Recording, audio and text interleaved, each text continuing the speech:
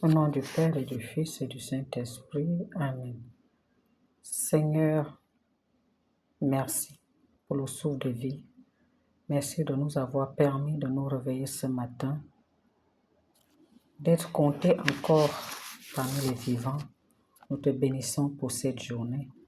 Saint-Esprit de Dieu, nous voulons que tu nous accompagnes partout où nous sommes. Guide nos pas, éclaire nos chemins. Viens encore illuminer notre journée. Viens encore nous orienter parce que tu es notre boussole. Viens encore nous fortifier et viens nous restaurer. Amen. Bien-aimés dans le Seigneur, ce matin, nous allons lire Galates 2, les versets 11 à 16. Nous écoutons. Mais lorsque Céphas vint à Antioche, je lui résistai en face parce qu'il était répréhensible. En effet, avant l'arrivée de quelques personnes envoyées par Jacques, il mangeait avec les païens, et quand elles furent venues, il s'esquiva et se tint à l'écart par crainte des circoncis. Avec lui, les autres Juifs usèrent aussi de dissimulation, en sorte que Barnabas même fut entraîné par leur hypocrisie. Voyant qu'il ne marchait pas droit selon la vérité de l'Évangile, je dis à Céphas en présence de tous, si toi qui es juif, tu vis à la manière des païens et non à la manière des juifs, pourquoi forces-tu les païens à judaïser? Nous sommes juifs de naissance et non pécheurs d'entre les païens.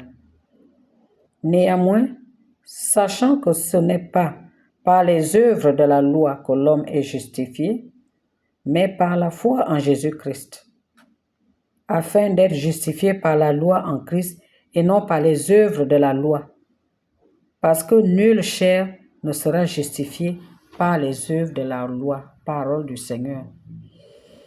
Alors, bien-aimés dans le Seigneur,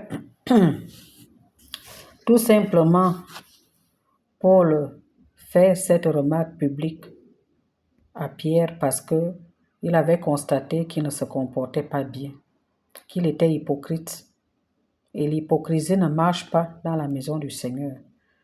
En l'absence des autres Juifs que Jacques avait envoyés, il était bien, il entretenait des relations cordiales avec les non-Juifs. Mais une fois qu'ils sont arrivés, il les a complètement ignorés.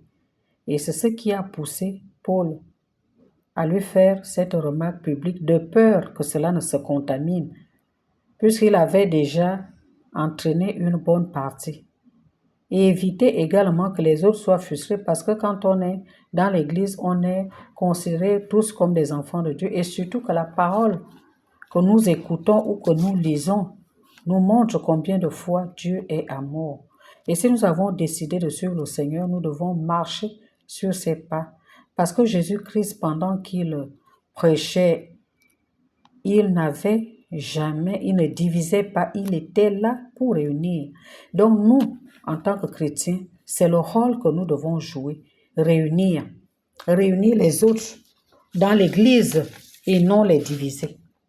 Donc la réaction de Paul a été normale parce que s'il ne le faisait pas, l'église allait se diviser.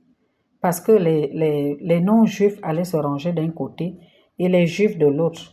Et n'oublions pas que la parole avait d'abord été annoncée aux juifs et depuis, ils se considéraient comme supérieurs aux autres. Ils disaient une chose, ils en faisaient une autre. Donc, ils avaient deux attitudes que nous voyons toujours aujourd'hui, nous également, dans notre relation avec Dieu. Lorsqu'on est à l'église, on a un comportement, on devient presque tous des saints. Je ne dis pas que tout le monde le fait, mais la majorité, c'est comme ça que nous nous comportons. Et une fois que l'on sort de l'église, on devient d'autres personnes. Alors, Le Seigneur nous rappelle ce matin à travers Paul que ce n'est pas par la loi que nous serons justifiés, ce n'est pas par nos traditions que nous serons justifiés, mais c'est par l'amour que nous allons offrir aux autres et d'abord à notre Seigneur Jésus-Christ, par la foi que nous allons lui démontrer tous les jours à travers les actes que nous allons poser au quotidien. C'est parce que il le précise bien à la fin du texte, on ne sera pas justifié par la loi, mais par la foi. Parce qu'on le veuille ou pas, nous sommes là pour un temps et nous devons tout faire pour marcher sur les pas de notre Seigneur Jésus-Christ, afin que le jour où nous partirons, que nous arrivions à nous asseoir à ses côtés. Sinon, nous aurions fait tout ça pour rien. Alors, bien-aimés dans le Seigneur, nous sommes interpellés ce matin à arranger notre vie et à regarder notre relation avec Dieu. Notre relation ne doit pas s'arrêter seulement à l'Église. Nous devons le manifester partout où nous irons parce que nous sommes lumière, celle de la terre et lumière du monde. Et c'est cette lumière que nous devons propager autour de nous. Et nous devons donner de la saveur aux autres pour qu'ils puissent emboîter le pas et non diviser. Nous ne devons pas faire, comme disent les autres, comme disent souvent certaines personnes, le paraître. Non, le paraître ne marche pas avec Dieu parce que Dieu nous connaît. Il nous connaît mieux que nous-mêmes. Avant que nous ayons posé un acte, il sait déjà ce que nous allons faire. Alors nous ne pouvons pas nous cacher devant lui.